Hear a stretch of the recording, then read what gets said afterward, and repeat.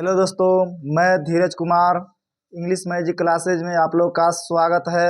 आज मैं आप लोग को समास के बारे में बताने जा रहा हूं और समास कैसे जो है बनाएंगे, कैसे पहचानेंगे कि यही समास है। और ये छोटे से वीडियो में आप लोग को मैं बहुत ही मज़ेदार तरीके से बताऊंगा। तो हम लोग यहाँ पर देखेंगे कि समास समास जो है किसे कहते हैं। देखिए, समास दो या दो से अधिक पदों के, दो या दो से अधिक पदों के मेल से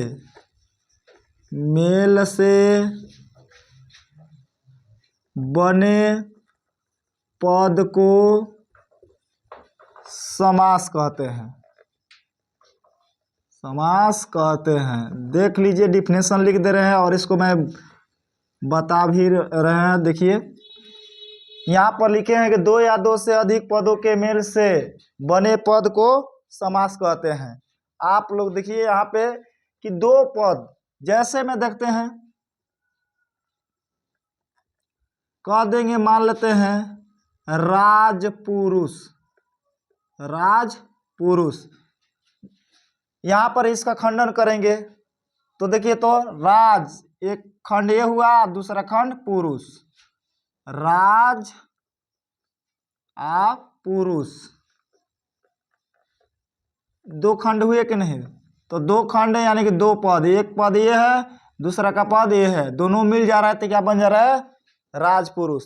तो ये हो गया समास। दो पद अगर एक साथ मिल जाते हैं वो बन जाता है समास। दो या दो से अधिक भी हो सकते हैं, तीन भी हो सकते हैं, चार भी हो सकते हैं। तो दो या दो से अधिक पद जब एक साथ मिल जाएंगे तो कहलाता है समास। इसके बारे में तो जान गए। समास के भेद जानेंगे। समास के मुख्यतः 6 भेद होते हैं। देखते हैं यहाँ पे समास के 6 भेद देखते हैं। पहला, ये ट्रिक पहले जान लीजिए यहाँ पे कि समास के 6 भेद जो है कौन कौन सा है ये जानेंगे। जैसे अब तक 2 दिन, अब तक 2 दिन, दो मिस होता है दो, अब तक 2 दिन। इतना बात ध्यान रखिए। समास का जो है ट्रिक है, अगर समास के भेद के बारे में जानना है कि कौन कौन से समास के भेद होते हैं तो मुख्यतः 6 होते हैं, लेकिन एक और नया जोड़ दिया गया है, उसके बारे में बताएंगे। लेकिन हम मुख्य रूप से 6 के कन्फर्म रूप से जानेंगे। अब तक 2 दिन, पहला नंबर मान लेते हैं अ, दूसरा ब, तीसरा त, चौथा क, पांचवा द्व और छठा दी। सातवां जो नया बनता है वो होता है न से होता है नए समास। देखते हैं, यहाँ पर नंबरिंग कर दिए हैं, लेकिन हम लोग को मुख्य रूप से जानना है 6 तक। देखिए यहाँ पे, लेकिन मैं 7 तक कन्फर्म से बता दूंगा। यहाँ पर देखिए कि पहला जो है अ अक्षर यहाँ पर दिख रहा है, तो इसलिए अ से होता है अव्ययीभाव समास। अव्ययीभाव समास। अब समझिए, अव्ययीभाव समास, जिसका पहला पद जो है प्रधान होता है उसे कहते हैं अव्ययीभाव समास। देखते हैं यहाँ पे इसको बनाने का तरीका, सूत्र यहाँ पर बता रहे हैं। यहाँ पर पहले बनाने का तरीका, अव्ययीभाव समास बनाने का तरीका जो है यहाँ पर देखेंगे। तो अव्ययीभाव समास बनाने का तरीका यह है, मैं अपने तरफ से ही यहाँ पर डिफिनेशन दे रहा हूँ और इसी तरीके को अपनाएंगे तो आप कन्फर्म से जल्दी जल्दी आप लोग जो है अव्ययीभाव समास बना लेंगे। जैसे देखते हैं, इसमें डिफिनेशन कहता है इसका पहला पद प्रधान हो। तो पहला जो पद होता है मान लेते हैं वो उपसर्ग है। पहला पद क्या होता है? उपसर्ग। तो यहाँ पर लिख देते हैं उपसर्ग। उपसर्ग का अर्थ लिखकर, उपसर्ग का अर्थ लिखकर दूसरे पद को वैसा ही छोड़ देते हैं या छोड़ देंगे।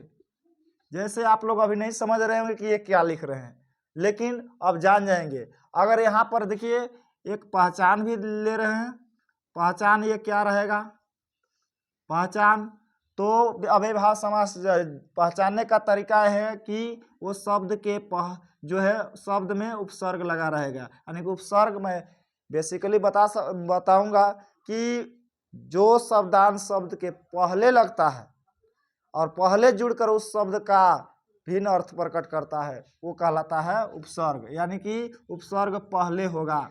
तो यहाँ पर देखेंगे कि कोई भी शब्द में अगर उपसर्ग है तो वो कहला रहा है अव्ययभाव समास। यानी कि इसको पहचानने का तरीका यह है कि शब्द के उपसर्ग होंगे। क्या होंगे?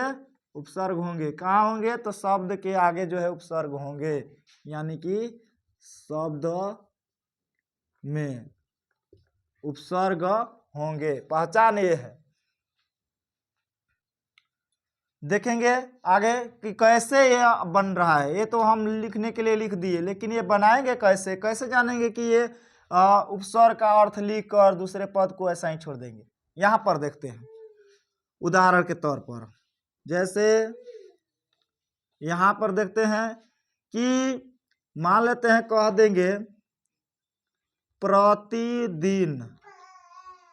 प्रतिदिन यहाँ पर अब देखिए उपसर्ग ढूंढने का तरीका मैं बता रहा हूँ। इधर से आप एक शब्द बना लीजिएगा, जो छूट जाएगा वो हमारा उपसर्ग रहेगा। और इधर से ऐसा शब्द बनना चाहिए जिसका अर्थ कन्फर्म से निकल जाए। तो यहाँ देखिए ये दिन शब्द बन गया और यहाँ जो छूट गया है आपको प्रति, यही प्रति जो हमारा उपसर्ग है। तो यहाँ पर साफ लिखे हैं उपसर्ग का अर्थ लिखकर। तो ये क्या है? पहला जो प्रति छूट गया है उपसर्ग है, इसी का अर्थ लिखना है। प्रति मतलब प्रत्येक। क्या होता है? प्रत्येक। इधर दिन है तो दूसरा, और आगे देखिए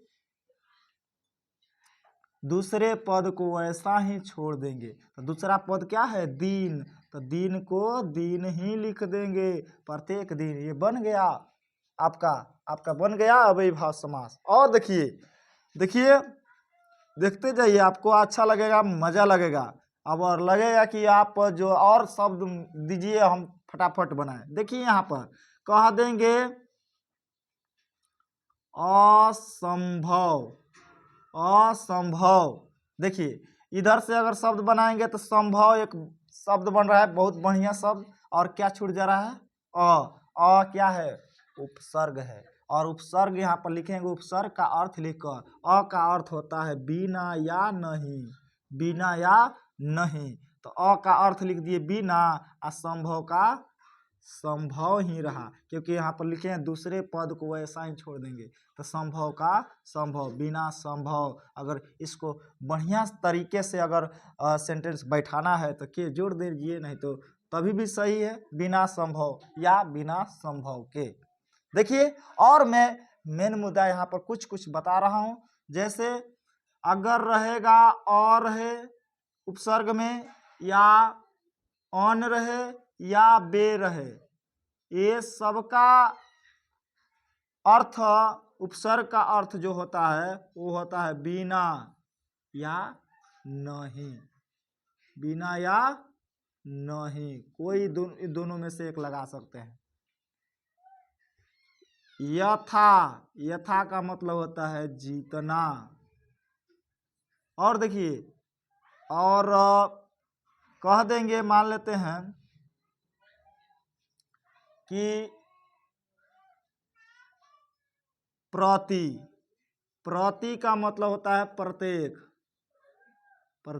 अब देखिए इससे कैसे बनाते हैं। ये तो थोड़ा मैंने दिया है कि ऐसे ऐसे बनेगा, ऐसे ऐसे उपसर्ग तो आप जानते ही होंगे। जैसे देखिए यहाँ पे कह देंगे, मान लेते हैं कि बेकाम। यहाँ पर देखिए बेकाम, ये शब्द देख रहे होंगे बेकाम।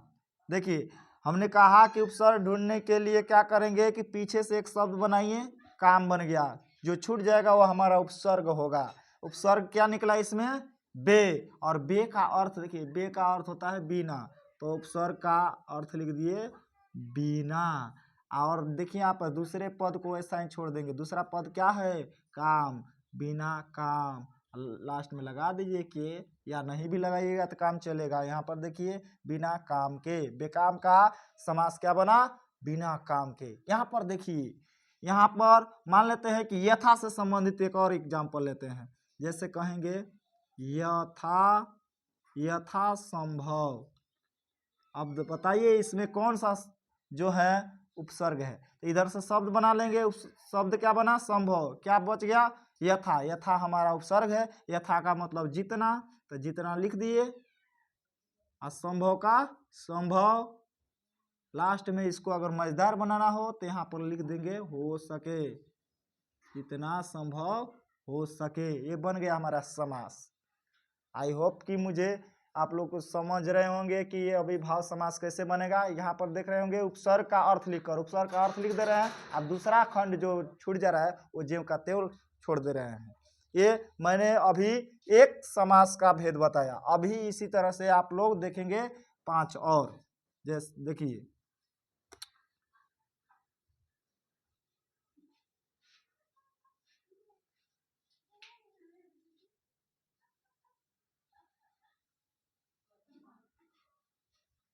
चलिए देखते हैं। आप वीडियो में बने रहें। अगर पूरा समास आपको अच्छी तरह से जानना है तो इस वीडियो को अंत तक देखेंगे। यहाँ पर देखिए ब का मतलब होता है, यानी दूसरा नंबर ये है। ब का मतलब होता है बहुव्रीहि समास। बहुव्रीहि समास। बहुव्रीहि समास। देखिए यहाँ पे बहुव्रीहि समास में यह है कि बहुव्रीहि समास का बनाने का सूत्र जो होता है, बनाने का तरीका यहाँ पर देखेंगे।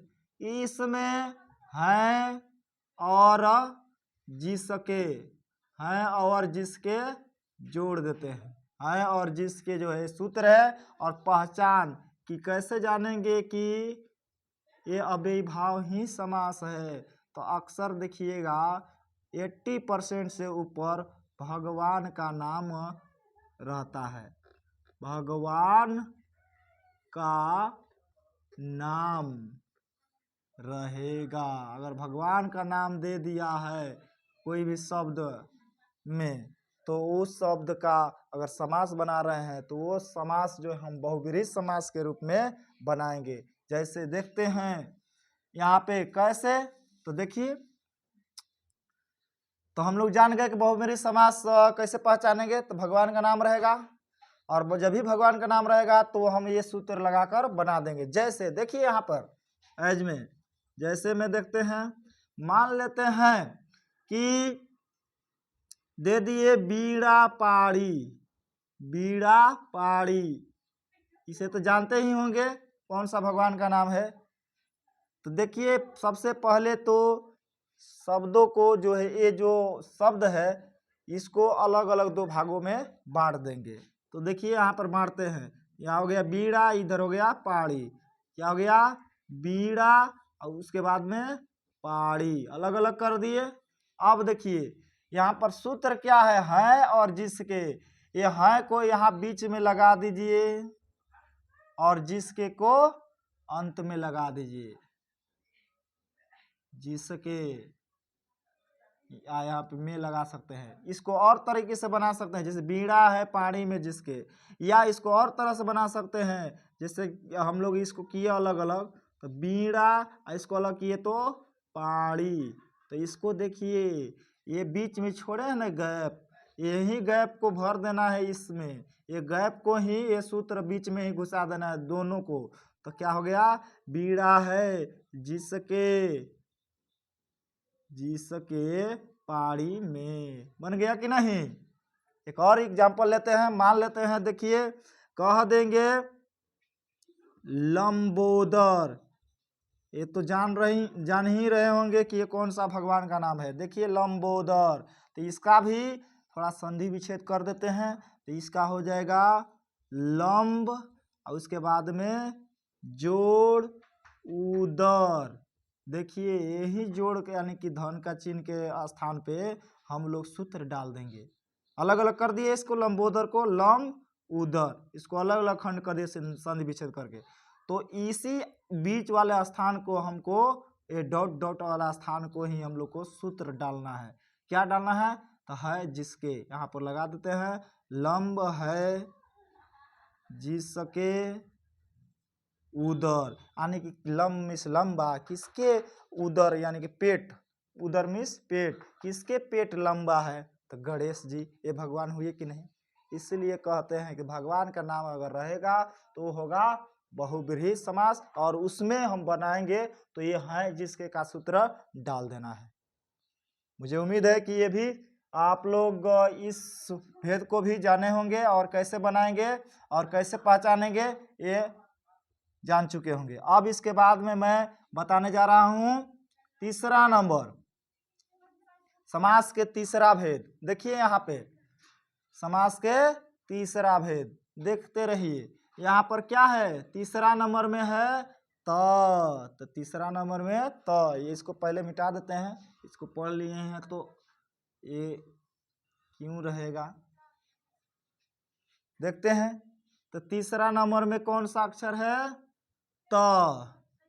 तो त का अर्थ होता है तत्पुरुष समास, तत्पुरुष समास, तत्पुरुष समास। देख लिए तत्पुरुष समास। मार्कर चेंज करते हैं, धोखा दे रहा है।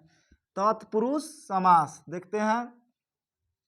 इसमें बनाने का तरीका यह है कि इसमें विभक्ति चिन्ह जो है अर्थात कारक चिन्ह जो है छिपा रहता है, अंदर छिपा रहता है। कारक चिन्ह तो जानते ही होंगे, जैसे कारक चिन्ह में इसमें लिख दे रहे हैं कारक चिन्ह को निकाल कर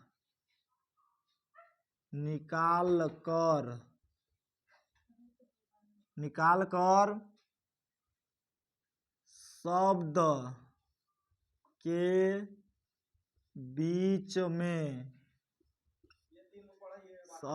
के बीच में लिखेंगे। देखिए यहाँ पे,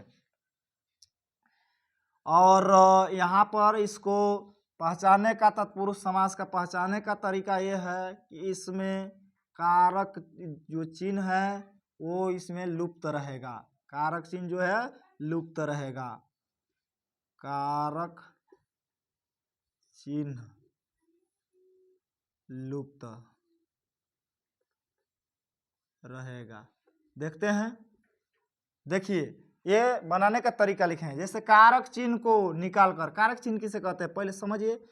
जैसे हम लोग पढ़े हैं कर्ता ने कर्म को, तो वहीं देखिए तो का, के, की, को, के लिए और में नहीं, यहाँ पर देखते हैं से, में, पर। देख लिए, ये सब जो है छिपा रहेगा, ये सब जो है छिपा रहेगा। इतना जो है चिन्ह जो है शब्द के बीच में नहीं रहेगा, और इसी को निकाल कर बीच में लिख देना है। ये दिखेगा नहीं, उसमें छिपा रहता है। जैसे देखते हैं राजकुमार, देखिए जैसे में राजकुमार, ये दो पद एक साथ मिला है। देखिए तो खंडन कर दीजिए, इसको संधि विच्छेद कर दीजिए। राज, उसके बाद में कुमार, राजकुमार, और बीच में डॉट डॉट डॉट। इसी बीच में तो हम लोग इतना में से कोई एक को भरना है। तो यहाँ पर देखिए राज, यहाँ पर भर देते हैं का, राज का कुमार। अगर यहाँ पर लड़की रहती, कुमारी रहती, तो यहाँ पर की लग जाता, राजा की कुमारी। लेकिन यहाँ पर राज कुमार है, जो है जेंट्स है, इसलिए राज मिस राजा, राजा का कुमार, कुमार मतलब बेटा, राजा का बेटा। चलिए और लेते हैं, कह देंगे रस भरा, रस भरा। अब इसको अलग अलग खंडन कर दीजिए, रस और उसके बाद में भरा। ये डॉट डॉट को क्या भरिएगा इसमें से, का, के, की, को, के क्या भरिएगा, तो यहाँ पर भर देते हैं रस, उसके बाद में लगाते हैं से, रस से भरा, रस से भरा। और देखिए यहाँ पे कह देंगे नेत्रहीन। बताइए इसको संधि विच्छेद करिएगा तो क्या होगा, तो इसका संधि विच्छेद करेंगे तो नेत्र, उसके बाद में हीन, नेत्र जोड़ हीन, तो यहीं बीच में डॉट डॉट वाले स्थान पे इसमें छिपा है, देखिए यहाँ पे डॉट डॉट है नहीं है, इसी स्थान पर भरना है। तो नेत्रहीन, नेत्र में आँख, हीन मैंने हीन। तो देखिए तो यहाँ पर बीच में क्या लगाएंगे, तो आँख। बताइए अगर कहेंगे आँख का हीन, नहीं, आँख के हीन, इस तरह करते करते देखिए किसमें जो यहाँ पर भरेंगे तो ये शब्द जो है बढ़िया सटीक बनेगा। तो देखिए नेत्र से हीन, आँख से हीन, आँख में हीन थोड़ा होगा, आँख से यानी नेत्र से हीन, से लगाने से बहुत बढ़िया जो सटीक है इसका अर्थ निकल जा रहा है, इसलिए इसमें से लगा देते हैं। तो मुझे उम्मीद है कि ये तत्पुरुष समास तक आप लोग अच्छी तरह समझ गए होंगे। अगर इसी तरह से आप लोग को अगला जो है समास के बारे में जानना होगा तो हमारे अगले वीडियो को देखना ना भूले, और आपको कमेंट करना ना भूले कि मैं आगे वीडियो बनाऊं या न बनाऊं, आपके ऊपर है।